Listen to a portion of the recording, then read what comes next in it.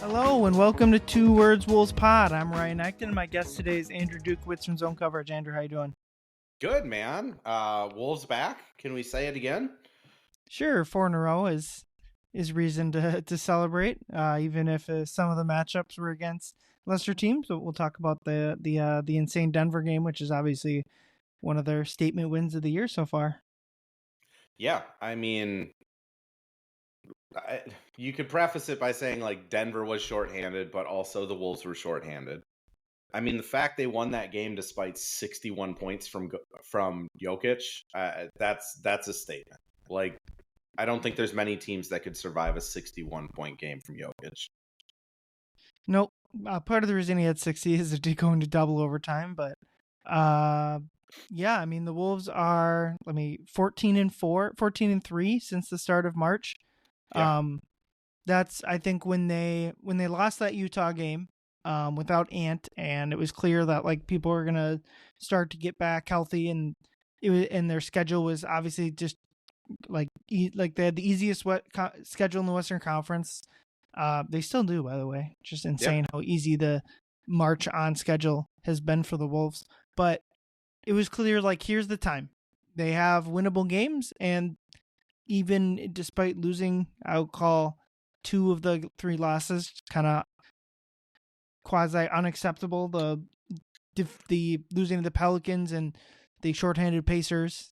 They've completely turned their season around. They've gone from 32-29 to 45-32, and now we sit here and they still have like not a realistic shot, but like a backdoor shot at like the 3 seed. Even Basketball Reference has that at just shy of a 9% chance. So everything's still in front of them somehow. I mean, it's crazy, right? Like, after that Utah game, after Ant got suspended for the tech, like, I think we were starting to throw this up as just like a lost season, or at least like I was starting to think of this as like, okay, this might be just one of those seasons where it's a transition. Like, Ant did make progress, Jaden's made progress. Like, let's chalk up the wins, but they're probably a play-in team. And then they just absolutely rattle off win after win after win after win. And now we're sitting here like realistically looking at it of they're only 2 games behind Denver for the 3 seed. And I mean, you look at their record, 76ers tomorrow. That's going to be just as kind of disgraceful as the Nets game. They're not. I think 9 out of their opening day 15 are done for the year. They're not playing basketball at this point. You're going to face a Dameless Bucks in Milwaukee, which the Bucks are still fighting for seeding, but the Wolves wake up for those games. Then you have the Grizzlies, who are in an absolute free fall.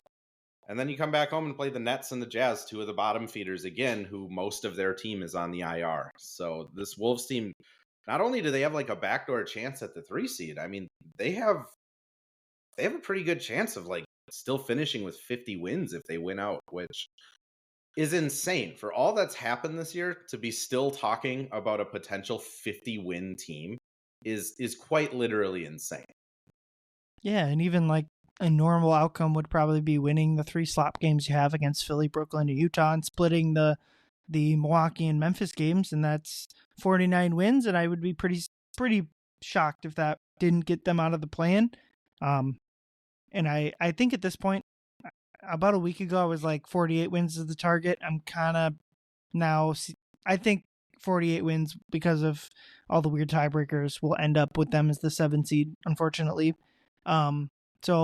But 49 wins is good enough, and 50 wins might have them hosting games at Target Center. But that game, the Memphis game on April 10th is obviously stands out as the biggest one. It's hard to put together a scenario where they win that game and aren't a top 6 seed. I mean, it's just crazy. Like, all the ups and downs this team has had, the beginning of the season where they're not gelling, the like win streak in December that had everyone like pumped for this team, then they go out and drop.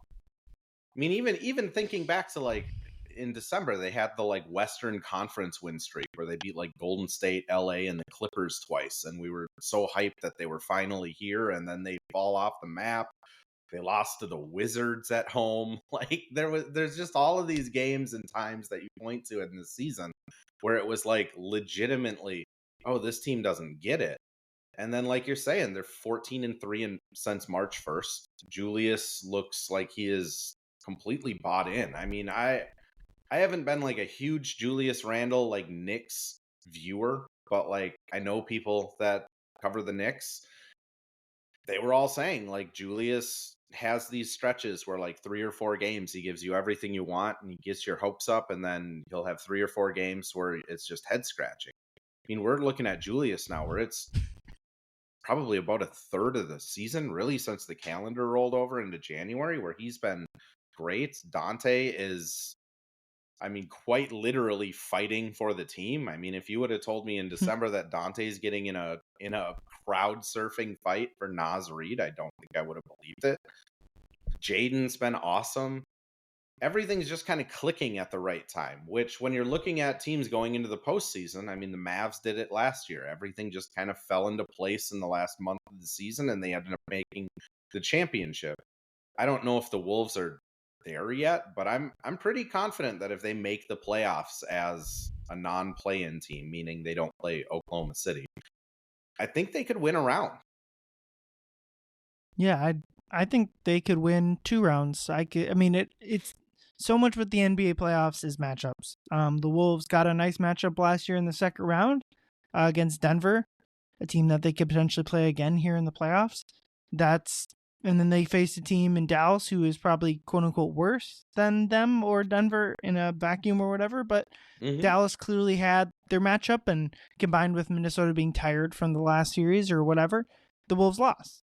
And so that's kind of the same thing. Obviously, the matchup, it's not even a matchup necessarily, but the team you want to avoid is Oklahoma City. They have their underlying numbers, have them as clearly the best team in the NBA and one of the best teams of the past, 5-10 years.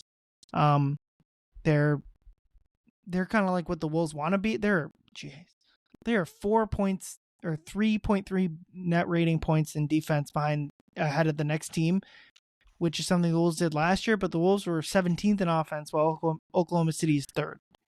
So, that's just a team you don't want to face. But if the Wolves get Denver in the first round, a team that they've clearly been able to handle this year, and then Houston in a second round, like those are 2 teams that you can beat. While if you aren't able to get out of the playing tournament, you're facing Oklahoma City, that's just such a different path. But the Wolves' underlying numbers support them as one of the best teams in the Western Conference. They are 9th in offensive rating, 6th in defensive rating, and 5th in net rating behind Houston, Boston, Cleveland, and Oklahoma City. And really, the top 3, Oklahoma City, Cleveland, and Boston, are so far ahead of everyone else.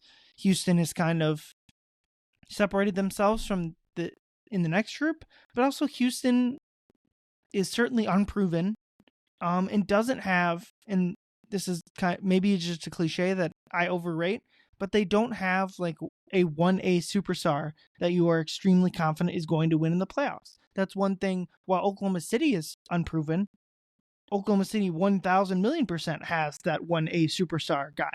As much as as much as Wolves fans want to yell free throw merchant at him, I think I hope that Wolves fans also have a respect for how good Shea is.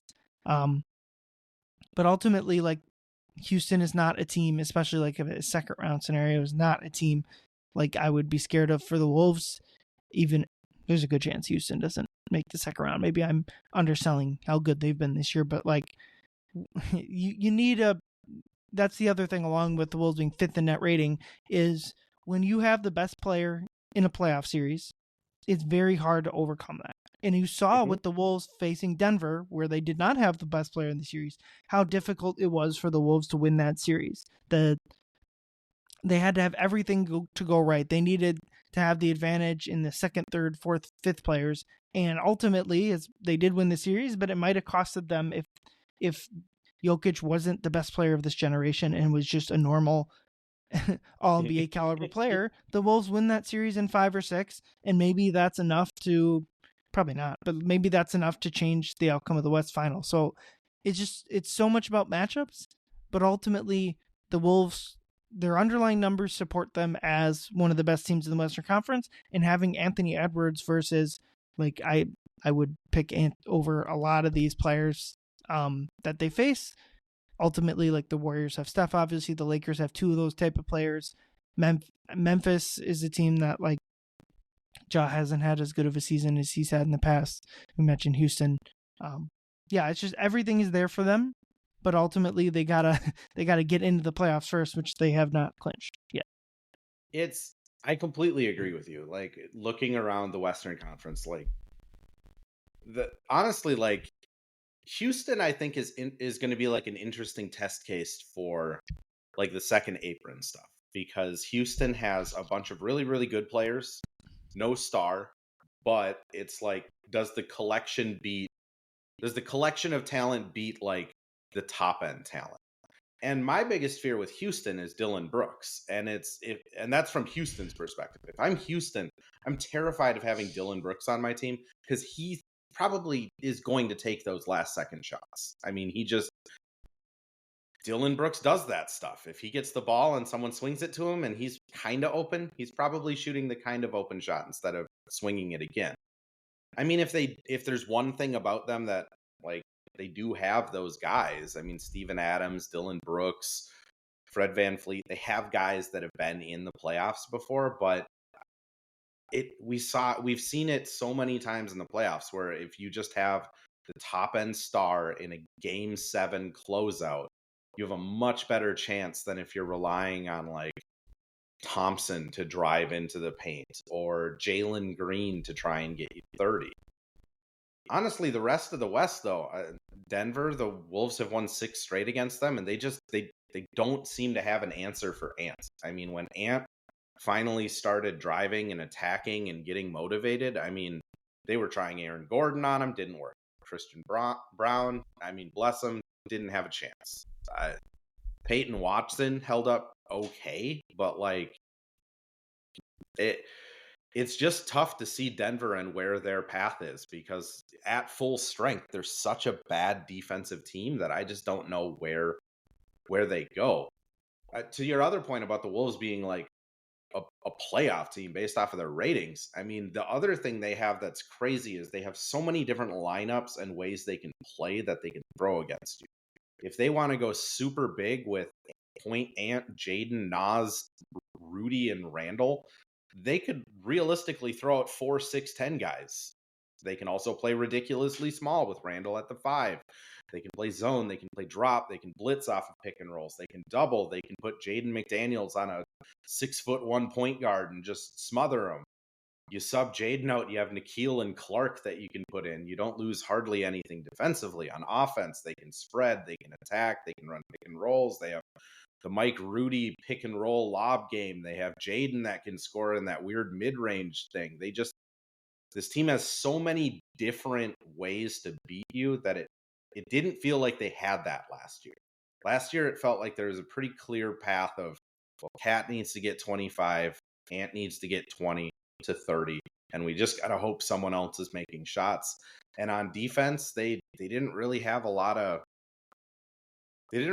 this type of flexibility. I know Rudy was playing great in like switches and stuff like that, but this year they can just put out so many different looks that gets me excited, because in the playoffs, you got to be able to adapt. You got to be able to put out different things to try and confuse teams, and the Wolves can do that this year.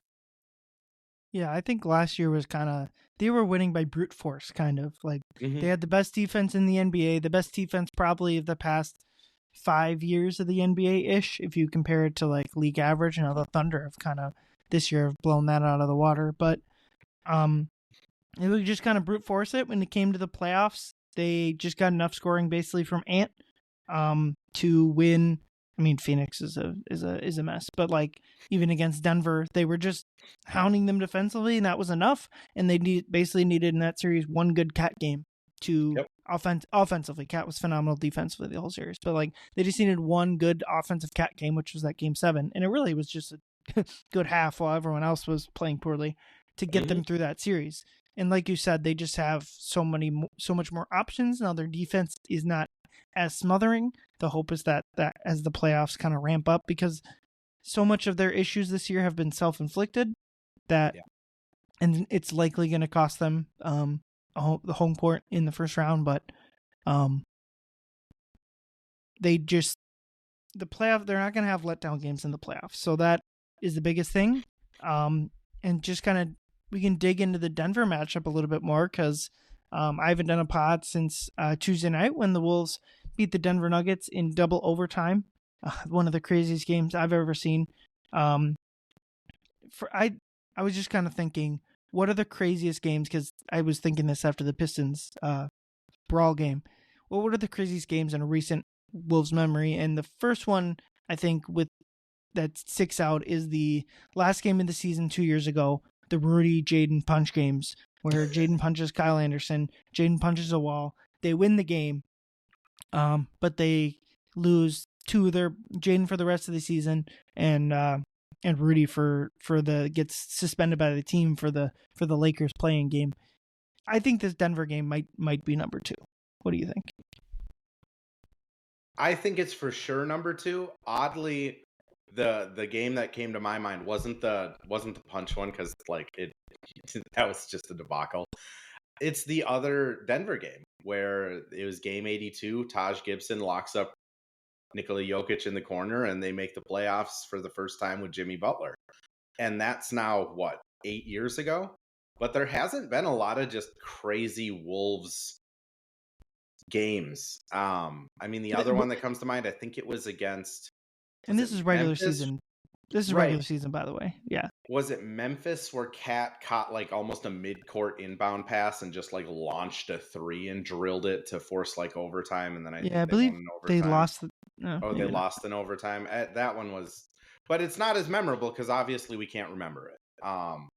The New Orleans games comes with similar stakes as that game 82, because if they had lost that, they were going to be the 9 seed and had to win 2 playing games.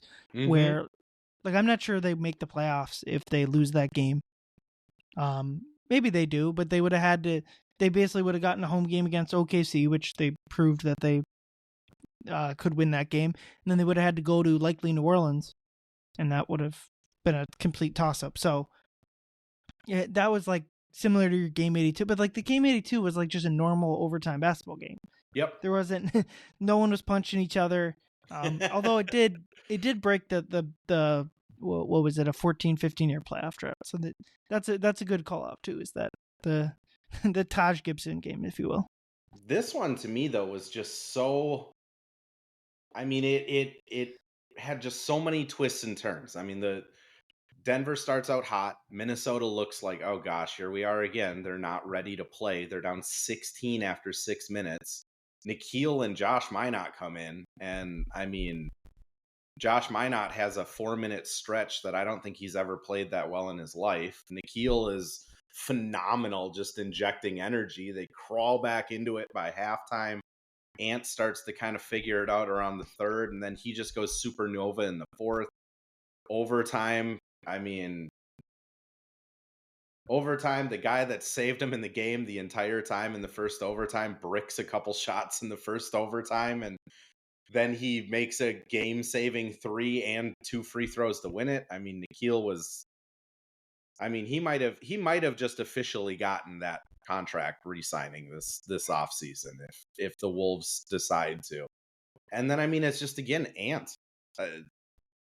You see flashes of it where this guy at some point in his career is going to do this every night. And when he has that motivation where he's pissed off or on fire or whatever it is, and he decides a game is over or the Wolves are getting back into it, he just has the ability to do it. And I kind of said it on the post-game pod of just, if you're a Wolves fan, that has to be awesome, because 4 years from now, Ant is going to be doing that every single night.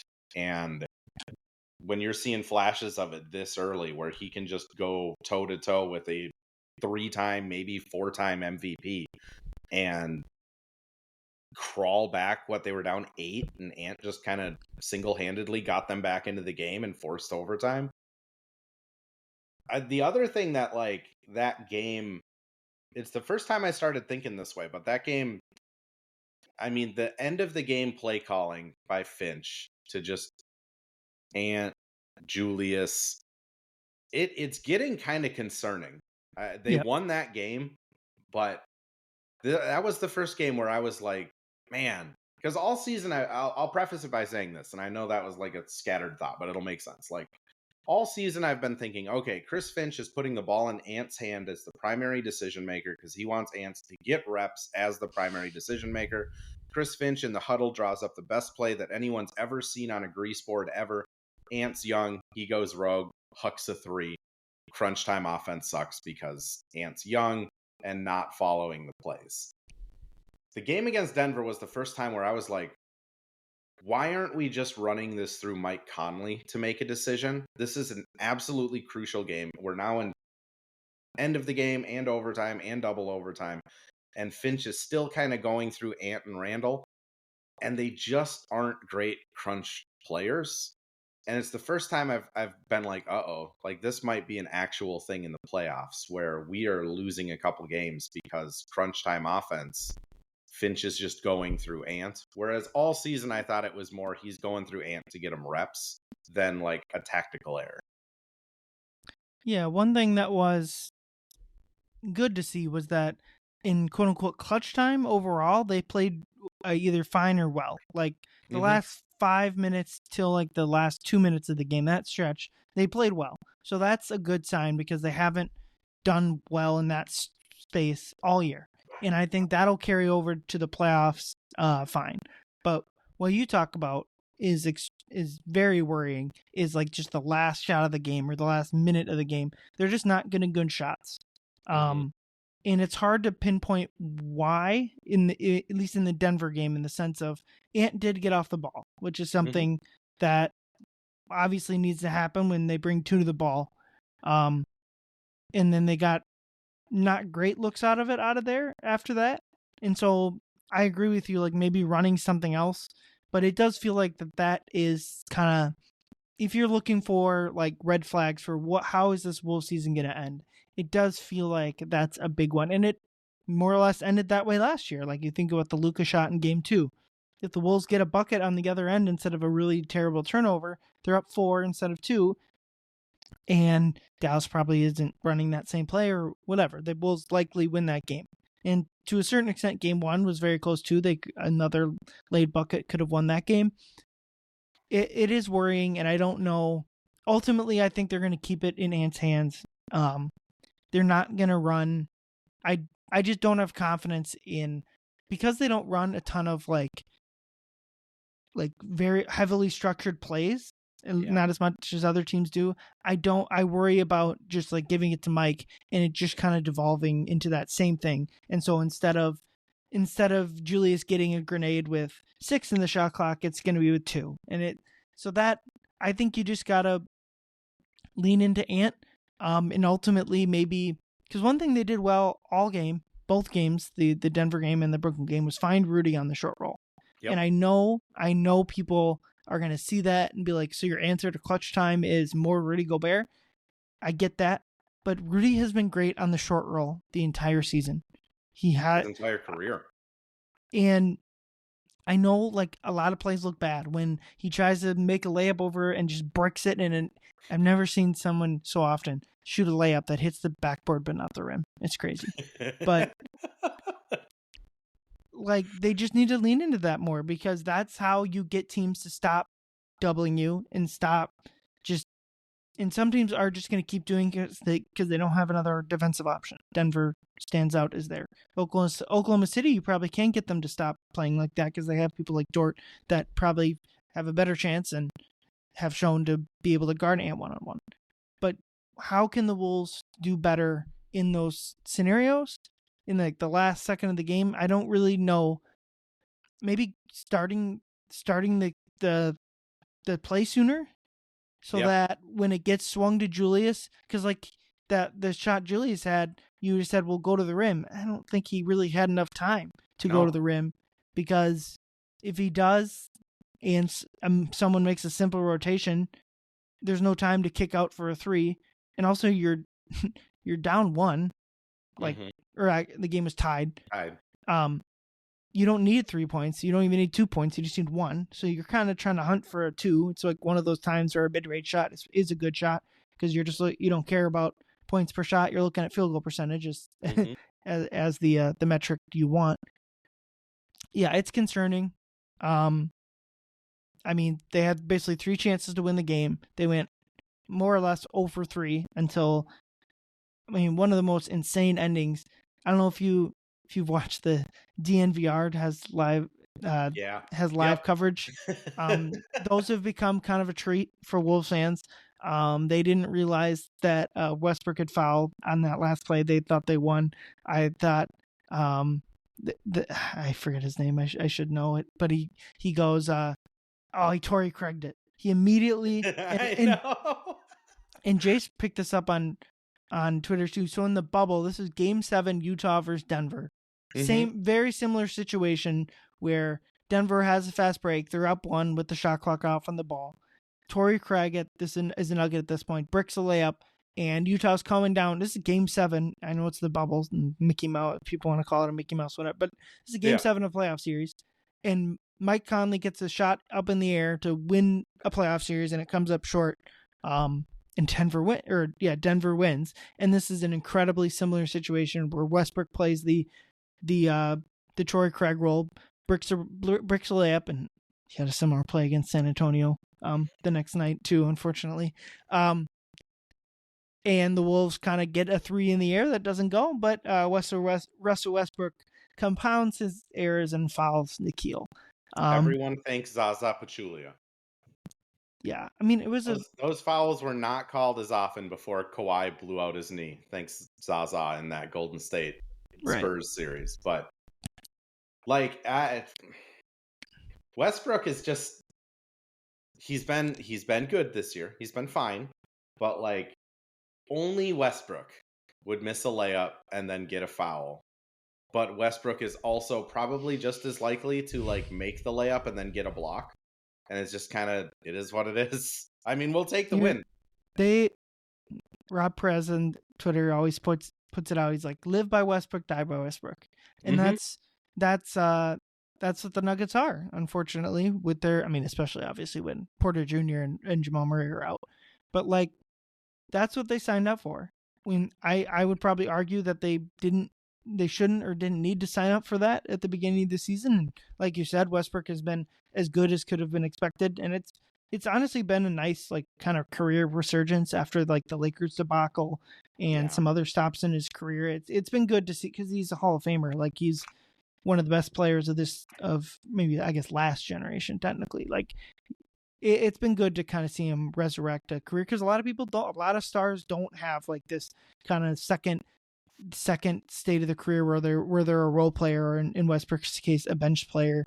Like obviously Allen Iverson is like the first example that comes to mind of someone that never really found that next state of their career. But I mean that ending is just like an insane. I think the Wolves are fortunate to get out of that. Although if you think about the first overtime, the Wolves just completely blew that. Obviously, like there's not much you can do about like Aaron Gordon hit a tough shot and like Denver hit a couple shots, but like the turnover when they're up 2 and all you needed was to get fouled and hit 2 free throws and you win a game, like that's brutal. But they also came back and won it in double overtime and didn't fold there. So it's a crazy game that with all the people that were out, I don't think you can take much away from it, like from a possible playoff series. But in the standings, it's obviously incredibly invaluable. I mean, it's to me the only thing I take from it is the mental side of it. Of like these things do matter. When you're Denver and your star player goes for 61, there's a 61-point triple double, right? Mm-hmm. Like, and you still lose, and now you've lost a playoff series to this team last year. You've lost all 4 games this year. Your star goes absolutely nuts, and you still lose. Like that stuff matters. Like these NBA players are people. Like if there's one guy on that team now that's sitting there in the fourth quarter going, "Oh man, this again," like that matters.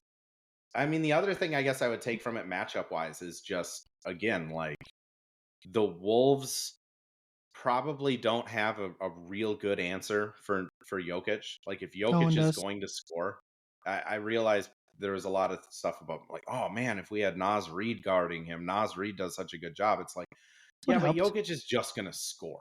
Like they didn't have anything slowing him down, and I don't think Naz Reid would have changed that. But the Nuggets really don't have anything for Ant either. I mean, again, they have no matchup. And if Jamal Murray and Michael Porter Jr. are out there instead of, you know, Christian Brown playing that many minutes or Peyton Watson playing that many minutes, like they are significantly worse defenders than those two. Ant's going to be able to do whatever he wants to. So then it just comes down to the ancillary pieces. And like you said, Rudy Gobert on that short roll. Like Jokic isn't going to stop it. Aaron Gordon does a pretty good job on it, but Aaron Gordon's often now having to guard Jaden or Ant or Randall because there's just more options on this team all of a sudden. I don't know. If I took anything from it, it just kind of confirmation bias that like Denver's going to really struggle if it's Minnesota Denver. And unless Jokic goes crazy, I just don't know what they're going to bring out. I mean, Jamal Murray, to your credit, Ryan, catching Murray throwing water bottles at people. I mean, or heat It packs was a at people. towel. Towels at people. Heat pack and towel. Yeah. Heat packs and towels at people. Like he has no answer to play the Wolves either. Yeah, I'm confident with the Wolves if they get that 3-6 matchup and it's against Denver that they have a really good shot at pulling this off. Yeah, I do think people have overestimated that a little bit just because, like I said, when you have the best player in the series and Jokic is like the best player in the world, the best player, I'm confident, the best player of this generation, this is even lowballing it, one of the 20 best players ever. That's low. That's like if he quit right now.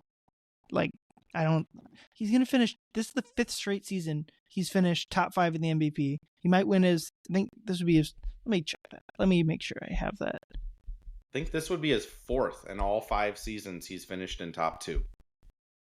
Right. Like that is just, That's insane.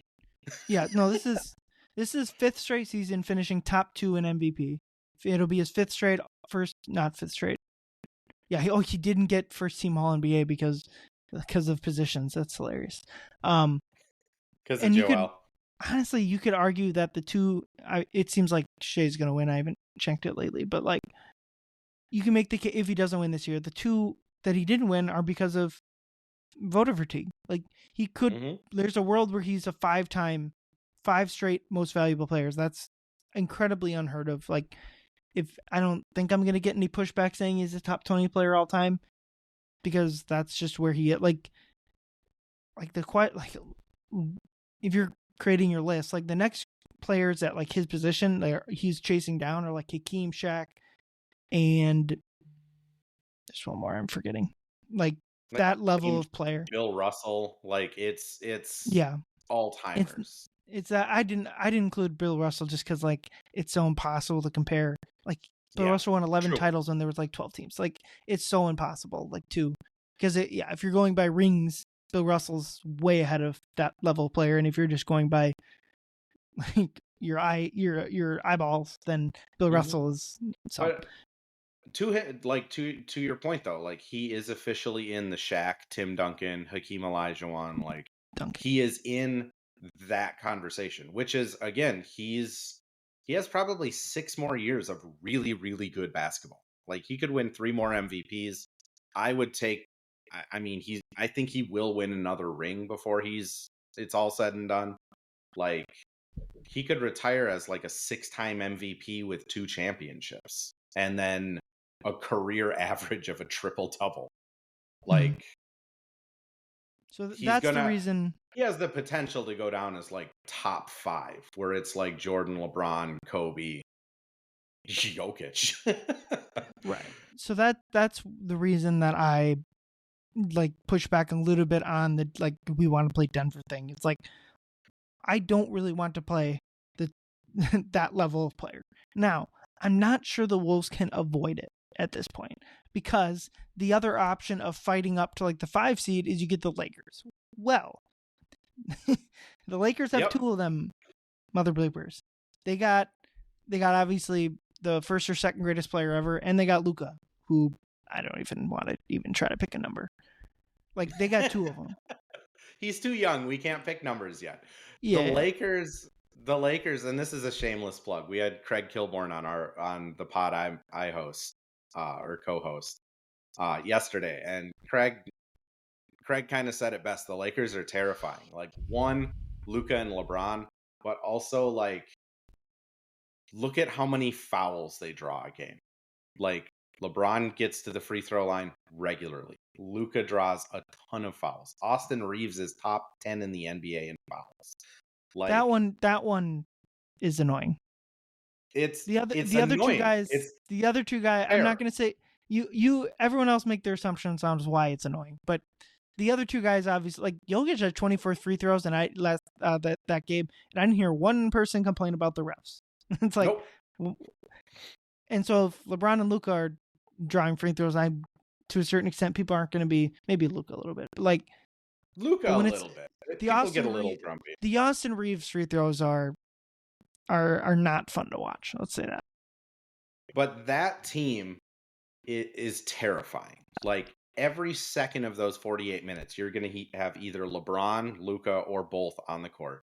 They have found a way to make LeBron even more productive at his age by flanking him with Reeves and Rui every second he's on the floor. Do you remember how bad LeBron was in one of those early season Target Center games he came?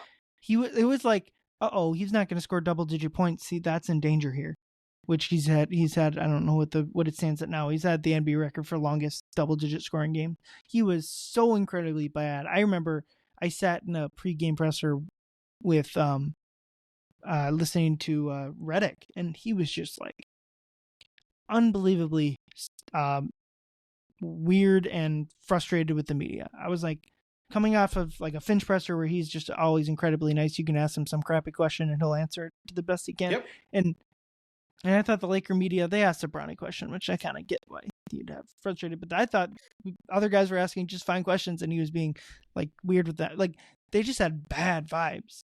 And now, I mean, obviously Luka gets handed to them, but yeah, but also their underlying numbers are terrible. If net rating is the number that's important to you, like, the Lakers are terrible. And obviously, I don't think they're terrible, and I think they're good, but like, the Lakers, I mean, you're right. Their underlying numbers are like 13th in offense. Like, that's not ideal. I know a lot has been made about their defense as of late because they have been playing better, but they're still 15th overall on the season. Like, that's not good. I did look up the free throws. They're 5th in the league at 25 a game, and that's with Luka only playing, 2 months on the team. I just think when playoffs start, they have the potential where Luka can steal you a game, LeBron can steal you a game, Reeves can steal you a game, and then they just need one more to win a series. I also don't think the Wolves match up really well against them anymore. Like, LeBron is probably Julius Randle draws that defensive card because Randle can match his physicality. Jaden probably gets Luka, but Luka ate him alive last postseason. Luka is the reason. More. Luka, defensively, they don't have anything for Ant either. They don't have like, at least like Denver is like good schematically, defensively. Maybe the Lakers are too, but like, they just have nothing for Ant, and the Wolves have nothing for Luka. But like, the difference is like, the Wolves have nothing for Luka because their good defenders are just not good at it. The Lakers just don't have many good perimeter defenders, and so like, that would be like, that's gonna be a series where they're probably gonna need to like match bucket for bucket and for Luka. And that's where we just don't know if he's at that level yet. Which I'll be honest, I am expecting like another bump up in Ant this postseason, where we're seeing primetime TV Ant every night. But the Lakers scare me. Denver, I acknowledge the point that like, Denver is going to have the best player in the game every single game of that series. And if Jamal Murray shows up, that's a completely different team. It's just, there's just something about the Wolves when they play Denver. I mean, Mike Malone even said it. They play way harder when they play Denver. It's just, there's something there. Houston, I don't know about your opinion, but like Houston doesn't scare me. Like I would rather play Houston in the first round if it did mean going in the play-in tournament. So correct. and then like forgetting Memphis. Like Memphis doesn't, they're such a mess right now that Memphis doesn't really scare me. It really is like kind of there for the Wolves to take it. And if you win one playoff round, I mean, then it's like, then I think the expectations change. Like if they can win a playoff round, I think then it changes to like, oh, this team is like a borderline championship team. Like, let's see where they can go. Yeah, it's just so hard to, I don't know. OKC is such like a juggernaut in the regular season, and I worry how much of that carries over to the playoffs. But like ultimately, if only 80% of it carries over to the playoffs, they're heavy Western Conference favorites, and if it all carries over, they're going to win the title. So, yeah, they've had stars too. I mean, people kind of underlook that like Shea has been in the playoffs multiple times at this point. Like he's had his deer in the headlight moment. I mean, Caruso is a grizzled dude. Hartenstein's a grizzled guy. J-Dub was in the playoffs last year. Like they've gotten some lumps at least. I mean, the only other team I didn't touch on is Golden State. I don't know your opinion on it, but like they just don't scare me. Like Steph obviously can go fuego and just win a couple games, but like the Wolves have so many players they can throw. I mean, Clark, Nikhil, Jaden, all of those guys they can throw at Steph for 48 minutes. And Butler's just a complete wild card at this point in his career. Like he just is. Like playoff Jimmy, I understand that's a thing, but he's now in his mid-30s and has had injury issues the last 3 years. General soreness injury issues, quote unquote, in the last 3 years. Other than those two, they don't really have anyone. Like Moses Moody, I don't know what he's going to bring in a playoff series. Kuminga's fine if he's your 7th guy. Like they just seem like they're way too thin. Yeah.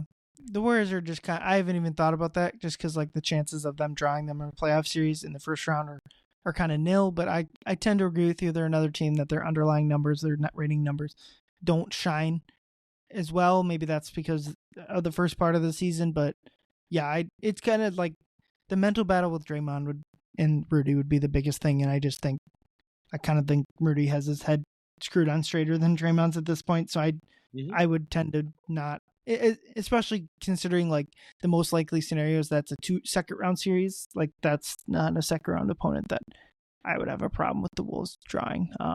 But before we wrap up this one, let's talk about the Brooklyn game from last night a little bit. Wolves play pretty sleepy, but also didn't play like the comatose game that they've had against other lesser opponents. Ant was quiet for most kind of similar to the Denver game. Ant was quiet most of the game, and kind of turned it up at the end to let the Wolves kind of take him out before it really got anywhere close to done. I'm not sure if there was ever a point in the second half or even the entire game where it's like, oh, the Wolves are going to lose this game. It was just kind of like, they might have to try at some point here. Yeah. But the big story, and this goes to the Denver game too, is Rudy Gobert has just been on an absolute tear. The Detroit game, he was phenomenal. The Denver game, he guarded Jokic most of the game before fouling out. And then this one had 18 rebounds, 21 points. To me, that's like the biggest thing heading into the playoffs is just like they need this version of dominant Rudy. To me, he's back to, I'm not saying he should win the award, but he's back to defending at a defensive player of the year level again, which he just wasn't for the first, I don't know, like 2/3, really before any time before he got hurt. He just wasn't playing like that. And the rebounding was especially like, what the heck is going on? He was just like, I mean, he's always kind of playing with canoe paddles out there, but like it was like the ultimate version of that. And it just hasn't been like it's been the exact opposite. I thought like specifically his hands have been so much better the past week or two or month. Like he's just catching like so many like contested catches or whatever. Like obviously he has a height advantage over most people, but like just like someone like not fouls him but bumps him and he still catches it and he puts it up and dunks it, like all of that. And then he like the rebounding has just been insane. He's had close to 20 rebounds almost every game. And like I talked about earlier, the biggest key for the Wolves offense, because teams are going to load up on Ant, is hitting Rudy in the short roll, or really hitting any big in the short roll, but Rudy's the primary screen center. Hitting Rudy on the short roll and having shooters around that. And that's like kind of the worry with the starting lineup, but obviously they can bring in Nas and Dante to make that work. Mm-hmm. But hitting Rudy on the short roll, and Ant has done that so much more often. And the biggest thing, because it often seems like Ant is unwilling to do it because he's worried that Rudy won't succeed, was in the Detroit game, Rudy missed a layup over Schroeder on a short roll. And the next time down, Ant hit him with the same exact pass. And that was like a big thing for me because I was like, okay, he saw Rudy screw up. It was a classic, just brick layup by Rudy. and Ant didn't go, okay, well, I can't pass to him again. Nope, right back to Rudy. And this was during a stretch like where the Wolves were rolling and needed to keep putting this second half after the fight. And like that was the biggest thing. And it just needs to keep happening because I know more Rudy getting the ball more isn't what everyone wants, but with the way teams are guarding Ant, it's just like the pass that needs to be made. I mean, James Harden Rockets getting Clint Capella the ball more wasn't probably the ideal, but getting Clint Capella the ball more led to a lot of wins. Trae Young, same thing with Clint Capella. Donovan Mitchell and the Jazz, when Rudy was over there, same thing. Like when they are doubling you that hard and doubling you immediately on a screen, you have to take advantage of it. The Warriors built a dynasty on this exact action. If you go, there's a beautiful video on, if you go look up Book of Basketball on YouTube, there's a Warriors video about, I don't remember which year it is, but Game 6 in Houston. It's a Kevin Durant Warrior team that KD was hurt. This probably was 2019 because if KD's hurt, that's the he tears his Achilles in the finals. But just a beautiful video, and like I said, they built a dynasty on this action because Draymond Green, for all his Draymondness, this was the biggest thing he did well was short roll, because teams like Ant are obviously doing the same with Steph. You have to. Boston played drop for like an entire finals and got roasted by Steph. You have to play up, and that leaves the short roll open, and it's just a beautiful pass. They built beautiful. Steph hits Draymond on the short roll. He takes one dribble, draws the center over, kicks it Andre Iguodala, makes an instant pass to Clay, who makes like just a classic Klay Thompson. And you can see Chris Paul like going like just like Clay doesn't even have the ball yet, and he's like, crap. And obviously the Wolves aren't that. The Wolves aren't the 70-win Warriors, but like it's just the closest comparison to when Ant has been rolling has been Steph, honestly, with the shooting. And so teams are going to guard you that way, and like that's just the one way to punish it. To your Rudy point, I looked up his last 10 games and some things about Rudy. So last year, Defensive Player of the Year, 2.1 blocks, 1.3 steals, 12.9 boards, 106.6 defensive rating. Last 10 games, 1.0 blocks, 1.2 steals, 12.9 rebounds, 102.2 defensive rating. I mean, Rudy's been playing elite. Like he just has. His blocks are down because he plays a little bit different of a role without Cat there. I think they trust Jaden a lot more on like help defense in the paint, but like blocks don't tell the whole story. Like a 102.2 defensive rating right now with how teams play is, I mean, that's elite. And if this is the Rudy we get going into the postseason, like that opens up again, whole new doors. And the other thing is like, I've gotten the chance to like talk to Rudy about it at practice. Like when he isn't touching the ball on offense, even he admits his defense suffers. I mean, think about it. He sets 97 screens a game. He's constantly getting hit in the face. He's battling with the biggest, strongest guy on the other team, offensively and defensively, for 32 to 40 minutes a game. And he, some games only gets 3 shots. Like that sucks. No one wants to do that. And like, even though Rudy's a professional, he's been in the league for a decade, like that still sucks. So like if they can find him 3 times a game on a short roll for like dunks, Rudy plays better defense because he's had some dunks. The crowd's cheering. He's feeling good about himself. Like to me, and it's not just Rudy. Like to me, that's the kind of story of the entire team. When the ball movement is good, this team is elite defensively. They are awesome offensively, and like it's funny you bring up the Warriors because like the ideal version of this offense is very Warriors-esque, where like Ant is setting things up. It's either going to Julius on the short row who can make the passes, or it's going to Gobert who can make passes. I mean, Randall is a very good like post up on the block playmaker, like Draymond. Draymond doesn't really post up; he more face up, but like same spot on the floor, same playmaking ability. They have the just gunners that can shoot. They have the Andre Iguodala facility and like Jaden McDaniels. Jaden's probably not at Andre level, but Diet Coke, Andre Iguodala and Jaden at this point. Like that's I think their path is just following that beautiful game ball movement offense. And what we've seen over since March especially is this team has started to finally give in to not letting the ball just stick in all of the ISO stuff. Ant's ISO numbers are still pretty high, but like Randall's been passing and like again, he's been giving you close to 20 points, 7 rebounds, 7 assists every game. That's like a souped up Draymond on offense. It's just again, I just keep saying it's so crazy with all of the like turns of this season that we're where we're at now.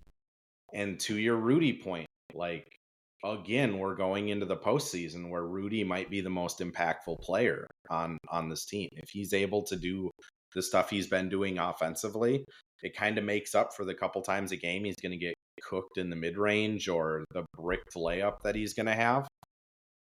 I don't know. There's a lot of reason to be really optimistic about this Wolves team.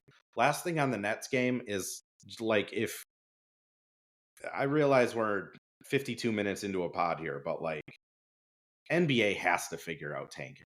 Like that game last night was like an insult to basketball. The Nets were down 10 points in the fourth quarter. D'Angelo Russell is sitting on the bench. He finished with 14 points. Nick Claxton was their best player in the game last night. He finished with less minutes than Drew Timme. Like, Claxton's their starting center playing 24 minutes in a close game in the fourth quarter. The reason he doesn't is because if Brooklyn wins, they have no shot at getting the 5 seed. Right now, the upcoming opponent, Philadelphia, is the 5 seed. And they only have a 2-game lead over that 5 seed from Brooklyn. So we're going to see just as much terrible, like, basketball on Saturday, which for the Wolves, awesome. For me, old man, get off my porch. I like watching basketball. I just hate it. I hate watching tanking teams. Yeah, I get it. Ultimately, I'm not sure the playing tournament has done and smoothing out the lottery odds have done as good of a job kind of fixing the tanking of it all. Ultimately, I'm not sure a good way to do it because like I've heard like the last team out of the playoffs gets the number 1 pick, and it's just like that's worse. All that's going to do is incentivize like teams that are playoff teams to tank. That's worse. At least if you get the crappy teams to tank, that's better than that.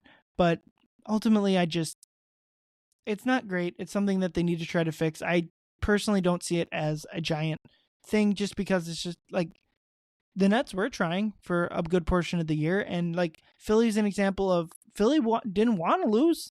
Just everything tore down. So I don't disagree with you, but I also I think that like,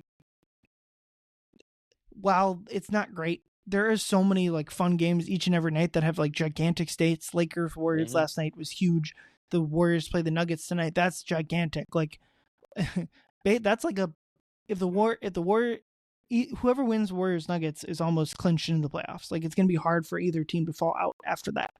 And so like there's just like those are fun, and it stinks that like you said, it's helpful for the Wolves because they've backlogged all these tanking teams that might have been trying to win earlier. But I'm kind of more focused on the good basketball. But like you said, you don't like the Wolves don't play a good team for about a week here. So, but they will.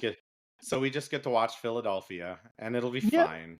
And they'll win. There's probably going to be like a cool dunk. Like it's fine. Yeah. Well, after that Philly game on Saturday, probably the biggest 2-game stretch of the Wolves season, Bucks in Memphis. I am driving out to Milwaukee to go see the Bucks. Fun little vacation, I guess, for me.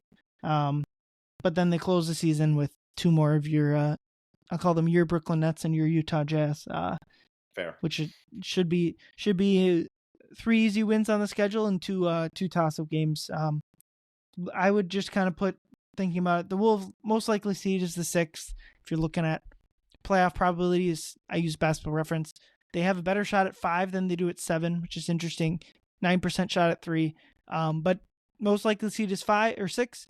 The most likely team to be the 3 seed is the Denver Nuggets. So if you'd had to power rank your most likely seedings, it would be 3 Denver, 6 Wolves. And like we said, kind of talking this whole pod, Denver is a team other than that big Serbian guy is a team that the Wolves like, and then Houston or whatever 7 seed isn't necessarily a team you'd be terribly afraid of in the second round, and then conference finals are champagne problems at that point, even if it is OKC.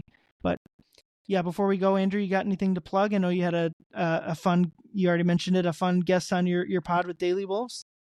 Yeah, Craig Kilborn joined us. He was, I mean, he's awesome. If like as advertised, super insightful. He's just a really big diehard Wolves fan.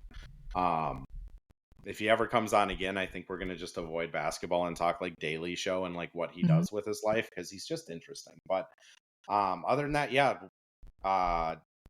the Daily Wolves, I've partnered with them. I'm still with Zone Coverage credentialed writing, but Daily Wolves partnered with them. We do a post-game podcast every single game as soon as the last tip or last whistle blows.